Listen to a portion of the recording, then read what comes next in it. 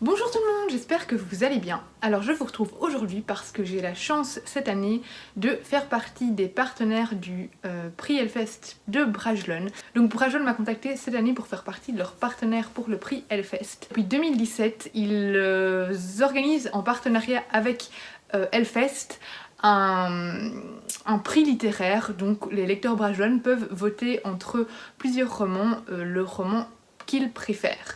Donc cette année, il y a 6 romans que je vais vous présenter à l'instant. J'ai également reçu des goodies que je vous montrerai également. Le premier roman, je l'ai déjà lu, donc c'est Mother Code de Carol Stevers. Donc en fait ces romans on doit les lire on doit voter entre le 15 avril et le 15 mai. Du coup je dois les lire avant le 15 mai pour pouvoir faire mon vote. Mais du coup celui-là, je dois me dépêcher pour les lire et vous allez voir qu'il y a des grosses briques. Celui-là je l'ai déjà lu. C'est un roman en fait où un virus a été lâché par erreur. Il va faire le tour du monde. Et c'est un virus pour lequel il y a un antidote mais qui a dû être improvisé et qui n'a pas été fait à temps que pour pouvoir sauver la planète. Donc il y a très peu de survivants. Du coup dans ce roman là, les chercheurs vont essayer de sauver la race humaine en créant des robots qui vont en fait s'occuper d'une future génération. Ils vont mettre au monde des bébés qui vont être immunisés contre le virus et ce seront des robots qui vont être les mères de ces enfants. Donc en fait dans ce roman là on va suivre plusieurs personnes, on va suivre les chercheurs et on va suivre les robots et plusieurs chercheurs différents. Je vous donnerai mon avis plus tard parce que je vais faire une vidéo qui va reprendre mon avis sur tous les romans. J'ai bien aimé mais c'était peut-être fort scientifique. Si vous aimez pas tout ce qui est description scientifique sur les virus et tout ça, je crois qu'il va falloir passer votre chemin. Alors, celui-là, je suis en train de le lire également. Alors là, c'est L'Empire du Silence, le tome 1 de Christopher Ruocchio. Alors ici, on est dans l'espace.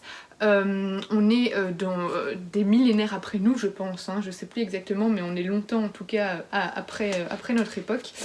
Et donc on se retrouve dans l'espace et on suit Adrian qui est un jeune noble, je pense que c'est un noble, je sais plus exactement, enfin en tout cas il est noble, il est haut classé dans la société.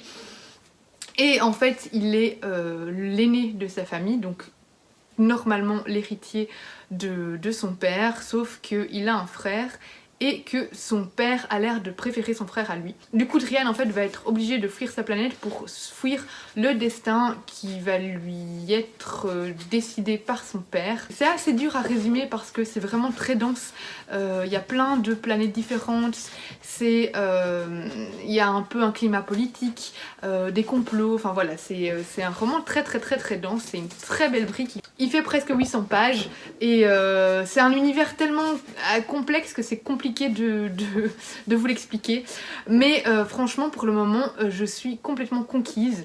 Je suis vraiment encore au début mais j'adore la plume de l'auteur qui arrive à prendre dès le début les lecteurs. C'est vraiment un univers super bien construit. Très dense mais on se sent pas perdu en fait dans l'univers et les personnages sont super intéressants. Donc voilà, je vous en dirai plus quand je l'aurai lu. Alors le prochain, lui je l'ai pas encore commencé et je ne saurais pas vraiment vous le résumer. C'est donc Un soupçon de haine de Joe Abercrombie. Qui est un auteur très réputé quand même dans son domaine. Donc ici on nous dit que ça parle de guerre, de politique, de révolution. Voici venu l'âge de la folie. Ça a l'air de concerner un peu une monarchie. Je ne saurais pas vous le résumer parce que le résumé est très complexe, très compliqué. Il y a plein de personnages. Donc voilà, sans l'avoir lu, ce sera très compliqué de le résumer, mais ça a l'air très chouette. Ça a l'air vraiment d'être rempli de complots et de retournements de situation. Et moi ça faisait longtemps que j'avais envie de découvrir cet auteur là, donc j'ai vraiment hâte de le lire. C'est aussi une belle brique il fait moins de 600 pages, plus petit que le précédent. Le travail éditorial est magnifique au niveau de la couverture je trouve. Voilà, je vous en parlerai plus en détail quand je l'aurai lu. Alors le prochain, je pense que c'est beaucoup plus de la fantasy, donc c'est Le Maître des Chagrins, le tome 1, Les Dieux Silencieux de Justin Cole. Ici, on est dans un monde avec de la magie. On va suivre un personnage qui va intégrer une académie. Il a survécu à un sacrifice et il a été sauvé par celui qui a tué ses parents. Alors dans le résumé, on nous parle de magie interdite. Donc apparemment, ce personnage qui s'appelle Anève va devoir trahir ses amis et faire des choix plus que douteux pour avoir un avenir prometteur. Donc voilà, ici on intègre une académie, il y a de la magie, il y a des trahisons, ça a l'air vraiment très prometteur. J'adore également la couverture, celui-là il est plus court que les autres, non il faut aussi 550 pages plus ou moins. Vraiment, c'est un de ceux qui me tentait le plus dans cette sélection, donc à mon avis ce sera ma prochaine lecture après l'Empire du Silence. Le prochain, il s'agit de Le Dieu caché de J.F. Dubeau. Ici on nous dit que c'est entre Stephen King et Stranger Things. Celui-là, ça a l'air d'être un thriller assez horrifique. On est au Canada, on est dans la province du Québec. Alors, on nous dit qu'en été 1873, il y a des enfants qui vont découvrir une étrange créature. Ils vont vouloir jouer avec, mais un des enfants ne va pas respecter les règles et ça va apparemment mal finir. Ensuite, je pense qu'on arrive à notre époque. Et cette créature va de nouveau réapparaître. Et il va y avoir apparemment, je pense, des meurtres. Enfin voilà, ça va tourner beaucoup autour d'une créature mystérieuse, horrifique. Des passages, je pense, assez effrayants et sanglants. Celui-là, il serait parfait pour le challenge de Séverine en novembre. Donc il faut lire un maximum de thrillers, je pense. Celui-là, il va être très vite lu, je pense. Hein. Il fait moins de 400 pages. Et en général, les thrillers, de toute façon, on est fort dedans. J'ai vraiment hâte de m'y mettre et de vous en parler un petit peu plus. Alors, le dernier roman, c'est New York 2140 de Kim Stanley Robinson. Donc ici, on est dans un post-apo avec la ville de New York, en fait, qui est sous les eaux. Donc, en 2140, on se retrouve, j'imagine que c'est en 2140, d'où le titre, on se retrouve donc avec une ville de New York complètement changée, très différente de celle de maintenant, avec des gens qui ont dû survivre comme ils pouvaient. On va suivre différents personnages. Je me souviens qu'on parlait d'une avocate, il y a un trader, il y a 2 gamins qui n'ont pas de foyer, et apparemment il y a des codeurs qui vont disparaître et ça va avoir énormément de conséquences sur l'histoire et sur la ville. Celui-là il écrit Rikiki. Il fait aussi 600 pages. Je vous ai dit il n'y avait que des belles briques dans cette sélection. Néanmoins, ça a l'air d'être tous des belles briques de qualité, hein, puisque Mother Code j'ai aimé, même si c'était très scientifique. L'Empire du Silence est génial, donc j'ai vraiment beaucoup d'espoir pour tous les autres. Donc ici, post-apocalyptique, science-fiction, ça a l'air vraiment génial. Et puis on est à New York qui est une ville qui me fascine. Donc voilà, je vous en parlerai de nouveau beaucoup plus en détail quand je l'aurai lu. Et enfin, on va passer aux goodies reçus. Ce n'est pas pour toi. Aux goodies reçus par les partenaires du prix. Donc d'abord, il y avait des sticks. C'est pas pour toi. Stop, bouge. Ce n'est pas les sticks pour les chiens, non, ce sont des sticks pour les humains. Ce sont des sticks apéro qui sont apparemment bons pour la santé. C'est de Brew Stick, donc il est mis brut local circulaire. Donc voilà, c'est un apéro engagé à partager. Des bâtonnets apéritifs à la drèche de brasserie. La drèche, c'est la pulpe des céréales, un concentré de fibres et de protéines, ingrédient local issu de l'économie circulaire. Alors si le cadre a bougé, c'est que ça a fait tomber le téléphone. Bref. Donc en bref, une ressource alimentaire inexploitée à décliner dans une multitude de variations. Et donc il y a plusieurs goûts, il y a black de sésame, coco de curry, spicy de tomate et wheat de braise. Et du coup moi j'ai reçu wheat de braise et black de sésame. Donc dans black de sésame il y a des graines de sésame noires, toastées poivre noir moulu et nuages de charbon végétal pour la couleur. Et dans wheat de braise, les algues de Bretagne juste séchées. Voilà, ça m'intrigue beaucoup. Je me demande si c'est bon. Je vais goûter ça pour le prochain apéro. En tout cas je connaissais pas du tout et moi je suis toujours prête à goûter de nouvelles choses de toute manière.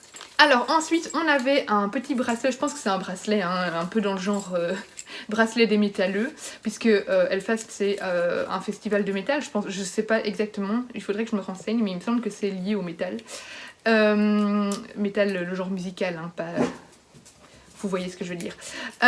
Donc oui voilà, c'est un bracelet, beaucoup trop grand pour moi, mais bon voilà.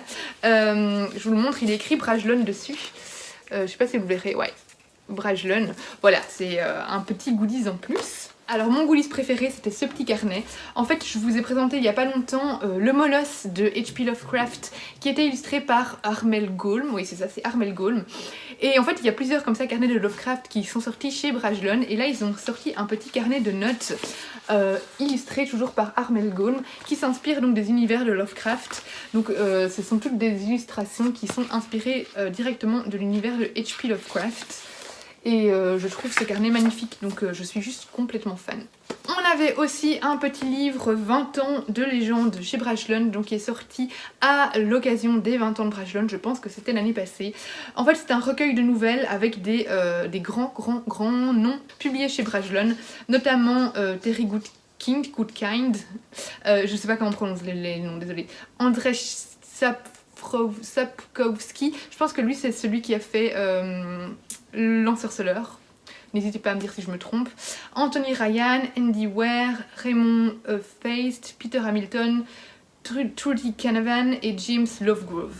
Donc voilà, c'est un recueil de nouvelles qui a l'air vraiment génial. On avait également un petit drapeau prix Hellfest, voilà, avec Brajlon écrit en dessous. Des petits yeux dégueulasses, je suppose que ce sont des bonbons. Oui, c'est ça. Voilà. Bref, j'aurais dû faire toute la vidéo comme ça. Ah. Pardon, j'ai été toute la journée au soleil, il est possible que j'ai eu une insolation. Des petits yeux. Alors, on a un autocollant. Hop. On a encore des stickers. Donc ici, ça vient de l'atelier Boréal. Hop, donc ici, on voit un squelette. Et enfin, on avait un Cthulhu à monter, enfin voilà, c'est les petites sculptures en bois là à monter. Je sais pas du tout comment on dit, je connais pas du tout ce monstre, j'ai un peu des lacunes dans le domaine de l'imaginaire, je l'avoue. N'hésitez pas à me dire de quoi ça vient en fait, cette espèce de monstre là. Voilà, je suis sûre qu'il y en a qui connaissent et que je suis juste une inculte, excusez-moi. Donc voilà, c'était le dernier goodie. Donc vous voyez, j'ai été fortement gâtée et je suis vraiment ravie de faire partie de ce prix cette année. Ces romans sont super prometteurs et j'ai vraiment hâte de les lire et de vous en parler plus en détail. On se retrouve bientôt dans une prochaine vidéo, n'hésitez pas à partager, à liker, à commenter, vous connaissez le speech. Et on se retrouve bientôt pour une prochaine vidéo.